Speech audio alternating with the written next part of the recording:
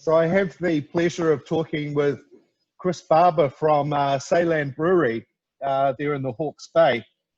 And we're talking with Chris because Zealand are our Northcote Brew Buddy of the Month, which I'm really grateful for, Chris. Thank you very much.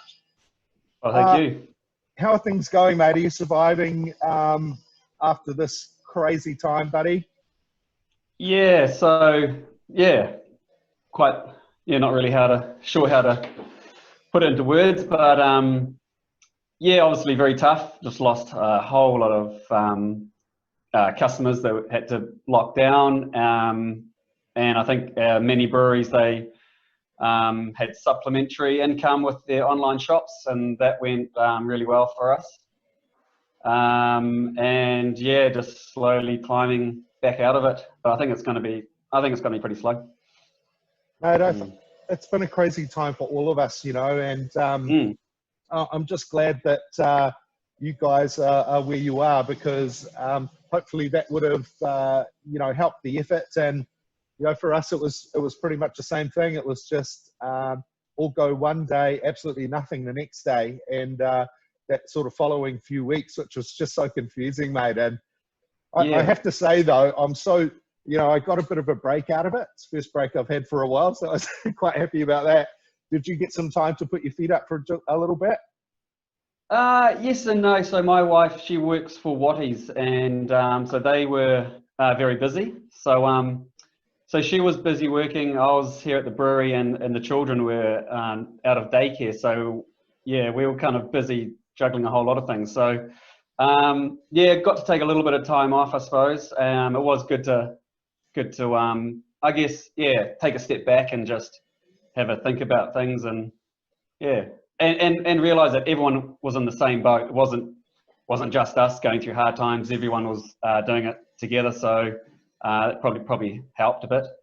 Look, I'm glad you said that, Chris, because that was sort of one of the benefits for our ownership team as well, was to be able to sort of have a bit of space and time to sort of really think about what those core qualities of the beer spot are, and being able to sort of refocus on those, and having the time for the team to, you know, to sort of convey that to the team and have them sort of pull that in, you know. So I was really grateful for that. But look, you know, I'll talk about the beer spot all day because I'm that type of guy, Chris. But, you know, thanks so much, mate, for being our brew buddy at Northcote. And I think this might be the second or third time for Zealand there. Yeah, so I just wanted to say thanks, because we were lined up for April, and then Pardon me. yeah, obviously it all fell through. So just wanted to say thanks. Appreciate getting bumped back down to A June. pleasure, So mate. You know, everyone's been so just helpful, and it's been just such a beautiful time in the industry, I think, generally. Yeah, so yeah, I think our first Brew Buddy was September a few years ago, and that had it was 5 weekends that month, and then the Springboks also played at the North Harbour Stadium. So that was yeah, that was a great month. It was a great month for us. Nice. Now, the story of Zealand in 2012, I think. Yeah. Is that right? Yep, that's right. Yep. So we set up August 2012 on our family vineyard.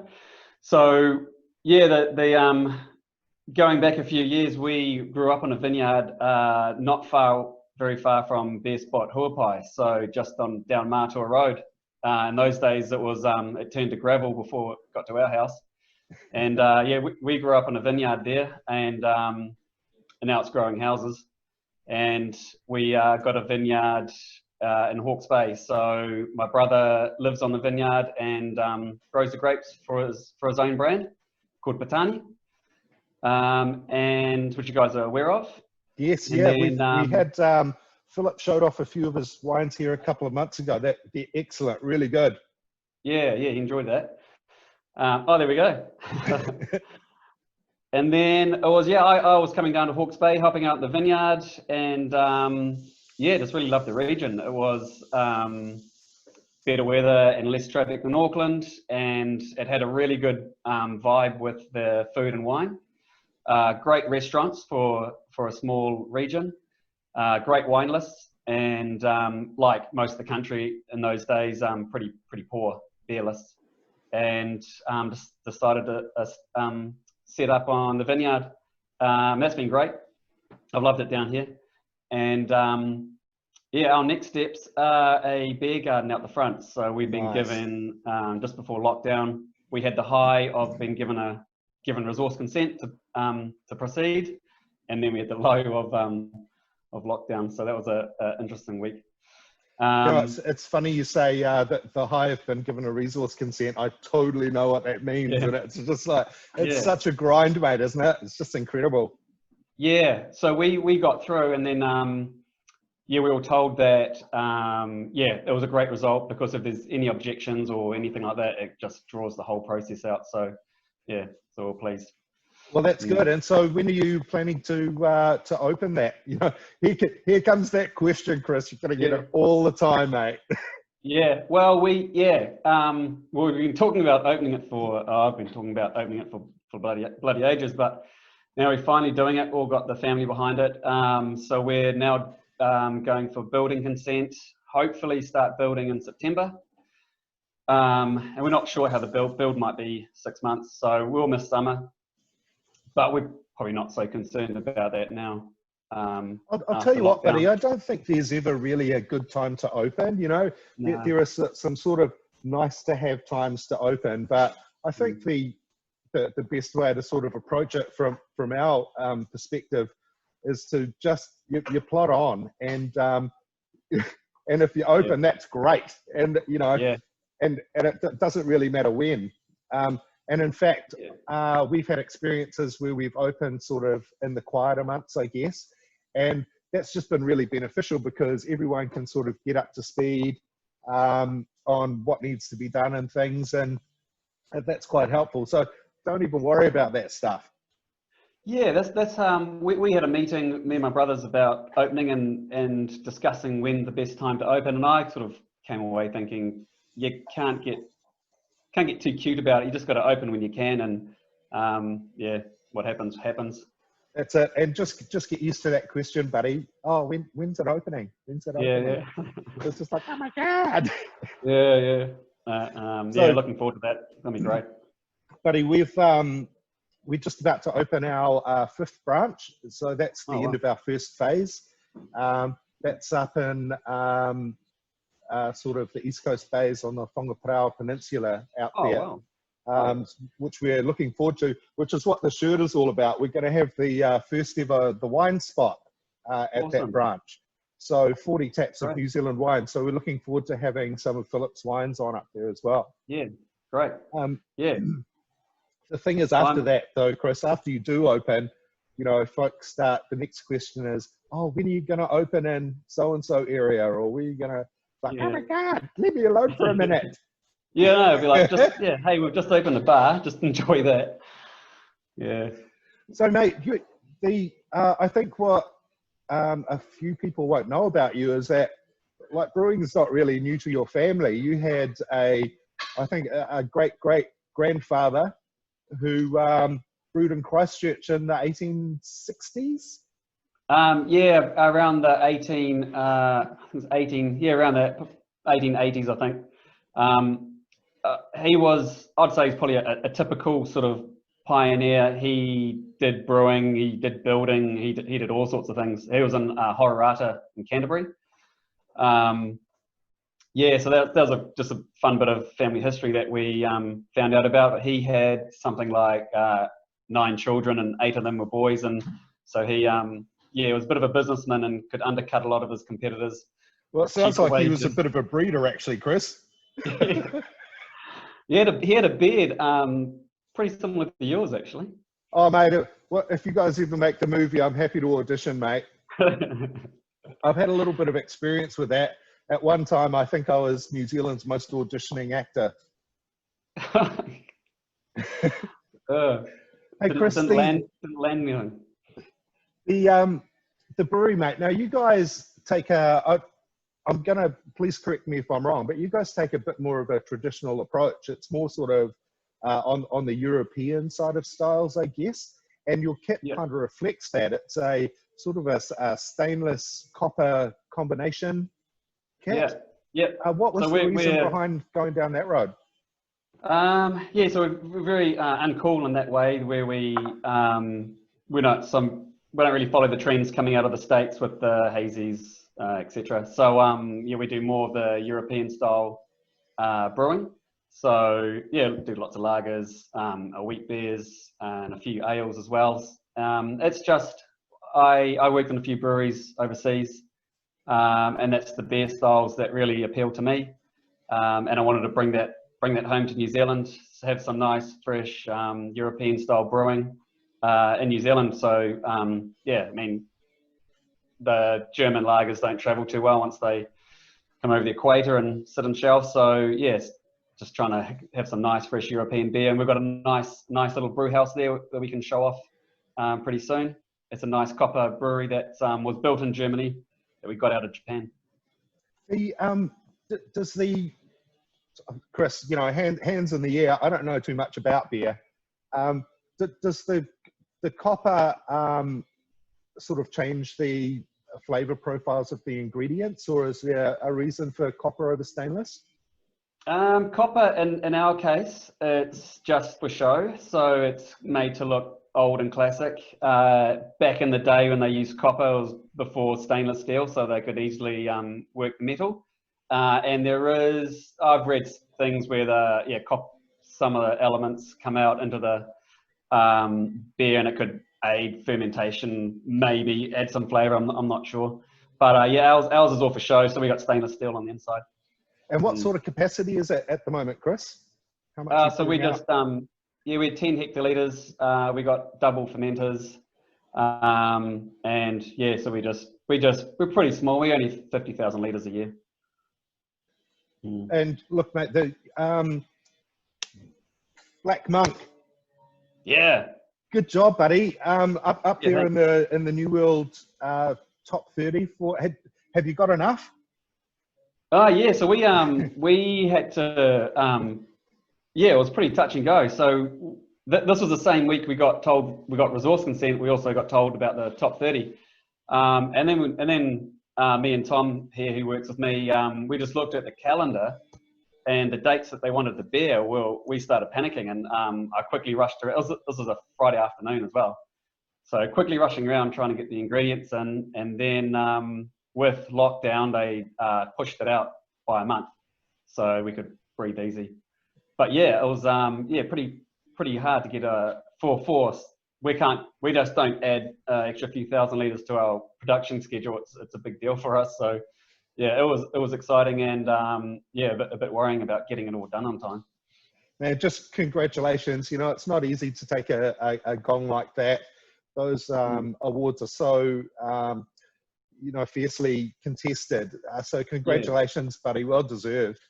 And you know, it's great to see sort of that style, which I think is really underappreciated in New Zealand. It's a Schwarzbier, which literally translates as a black beer. Is it more on the lager style or an ale style? Tell us sort of what we can expect. Yeah, so it's a lager. So most Kiwis would represent black beers with Guinness, and they also think black beers you drink in winter with your slippers on in front of a log fire. This style you can drink ice cold. It's nice and refreshing. It's a lager, so it has a nice clean finish. I mean, you could, if you get your head around it, you could mow the lawns on a hot day. Instead of pulling out a golden lager, pull out a black lager, and you still have the same refreshing qualities. It's just, yeah, that sort of perception that we have. But yeah, so it has all those flavors of dark chocolate, coffee, all those big malty flavors. But yeah, just a nice cleaner finish. And so the lagering is a process, and you know, generally takes about 6 weeks from what I know about it. And is it the same sort of lagering period for a black lager? Is there anything different about a dark lager and a regular lager in that regard?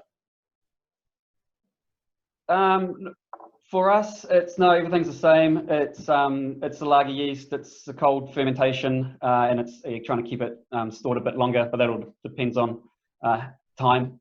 We don't stick to a certain number of weeks. If we have to get it out, we've got to get it out, like we did with New World.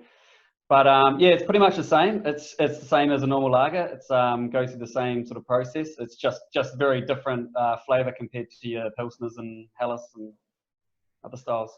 So let's talk about the helles a bit. The jury rig, which is one of my favourite beers. It's a lager style, a helles lager. What can you tell us about the differences between a helles, a European style lager, and perhaps that more crisp New Zealand style lager? So yeah, I think New Zealand lagers are probably hoppier, and that's what the market wants. So the helles style is basically that was a reaction to Pilsner. So Pilsner was the first golden lager, and that came from Czech Republic, Bohemia, in the 1860s or something.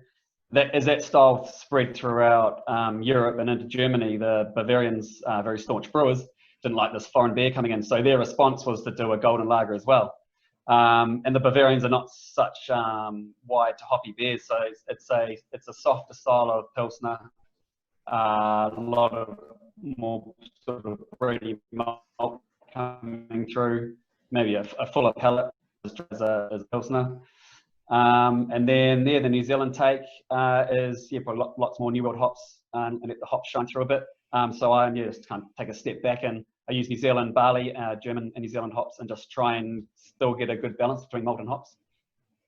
Nice. It's a tasty one, and the good Thief Pilsner, also one of my favorites. I'm on a bit of a Pilsner kick at the moment. I'm really enjoying the freshness of it, and this the sessionability of a good Pilsner. And your one is very Moorish. It's I don't mind having a couple of three of those, Chris. Yeah, good. Is a good seller around locally for you and the rest of the country? Yeah, we get some really good feedback on Good Thief. Again, it's different to New Zealand style Pilsners. So again, we've used mainly, it's all German hops actually. We use Gladfield malt, Pilsner malt, just 100% Pilsner based, a nice sort of crisp malt base. And yeah, again, we didn't want to chuck too many New World hops in there to give it that sort of flavour. We wanted a nice dry, a little bit spicy, with the noble hops. Yeah, so there's definitely a few fans around the country that really rate it. Nice. 4-stroke Pacific Pale Ale. It's just a really classic New Zealand pale ale. Yeah. And the motif, the tap badge is just great. It's old mate pushing the lawnmower along. It's fantastic. Yeah, and the jandals. Yeah, just a nice, a New World pale ale. So we've got New Zealand and US hops. It's a fairly light malt body, and it's just something you can easily drink on after the lawns. And we've talked about the Black Monk again. Congratulations, mate. That's just amazing. The Saison, the Workers Unite. Yes. So Saison, a great style. We did it a few years ago, and perhaps Saison wasn't really that recognised on the market. I think it is a lot more now. Sunshine are doing a great job with the style. So yeah, we put one out, and then during lockdown we put it into bottle, and we bottle conditioned it. So re-ferments in the bottle and just gives the beer another dimension. Really enjoy the style. It's got some nice esters coming through. We've added just a touch of coriander in there just to add a little bit of spice and flavour. But really happy with how that's turned out.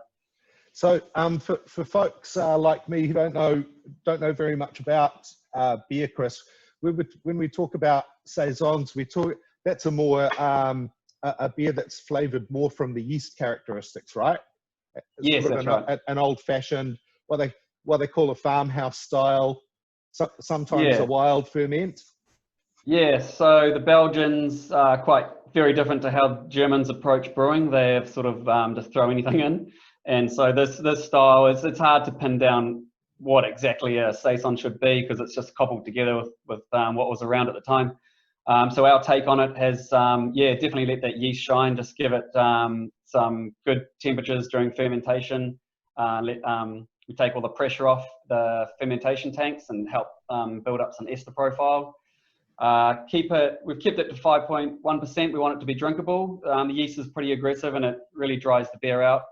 And yeah, get some nice European and a little bit of American hop in there, just to help with the aromatics. And yeah, then put it in a keg or condition it in a bottle, and it's come out pretty well. I'm quite happy. And so when we're talking about esters, Chris, we're talking about sort of almost tropical notes, aren't we? Sort of bananas. Yeah, that's right. Sorts of... So different yeasts bring out, can produce different esters. In a lager, you don't really want that flavor profile coming through, hence it's a nice, long, slow fermentation. Other beers like wheat beers and the saison and some English ales, you want a bit of an ester profile. So then you treat the yeast differently. Nice. Excellent, buddy. Now,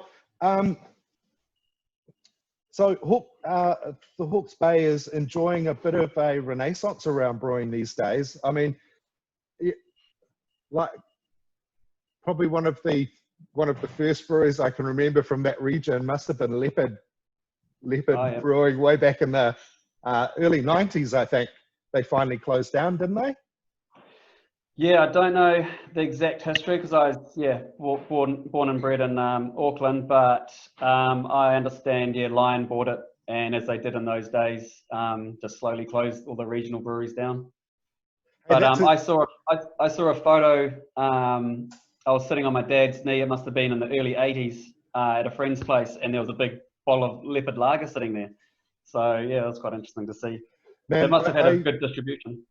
I loved that beer as a kid. You know, it did get to Auckland. There was even a Leopard Tavern in the middle of town there for a while.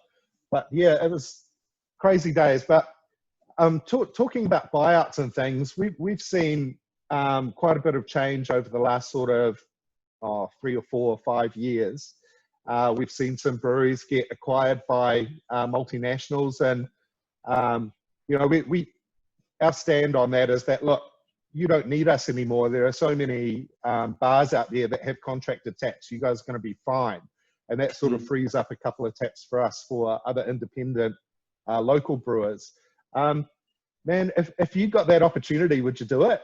If the man came to you with a big old check? Oh, well, hard to turn that down. Yeah, it wouldn't just be my decision. There would be my family as well. But I'd like to say that we're very early in our journey, and there's a lot of things I want to achieve. But yeah, if a big check, I can't see anyone offering to buy this at the moment anyway. But yeah, it's a hard question to answer. It's tough for our industry when things like that happen, Chris, because, you know, you're so happy for those people who've worked so hard. It's kind of like, well, it's not even winning lotto. You've really like worked really hard to get to that point. And like to get that knock at the door must first of all be quite confronting, and second of all, flattering. And, but then, you know, there's always that other side of it where people go, oh my God, you've sold out, you know, and like, oh, so it must be real tough for those guys. And on occasion where I've seen them, you know, you can still see them struggling with it. And but what I do have to give to those guys is that they've also stuck with it. You know, they really care about what they've built, and they're still there looking after it. So and that kind of makes me feel happy if I go into a pretty average bar and see one of those beers. I know it's going to be pretty good still. Yeah, so it's quite a different approach that Lion are taking now, where they, instead of shutting them down, they keep the brewer on and, try and keep that connection. So, look, Chris, this is all going so great. I'm so excited for your beer garden. That's going to be amazing, mate. And you know, like I'm kind of smiling knowingly, because you know, I know the efforts you have to put in to get that sort of stuff done. So it's all ahead of you, mate. And with a family and a business to run and things like that, that's a lot to take on, mate. Are you feeling confident about that? And yeah, so yeah, like I've got 3 older brothers, and we meet every week and discuss timelines and budgets. We've got a really important person that we're going to need to employ, and that's the person to manage the restaurant and bar. And yeah, so we're relying on this person to bring quite a lot to the table, because yeah, one of my brothers has got the grapes to grow, I've got the brewery to run. Yeah, but it is daunting. It's because it's not just pouring beer out of the lines. There's the whole food side of it too, which is totally new to us.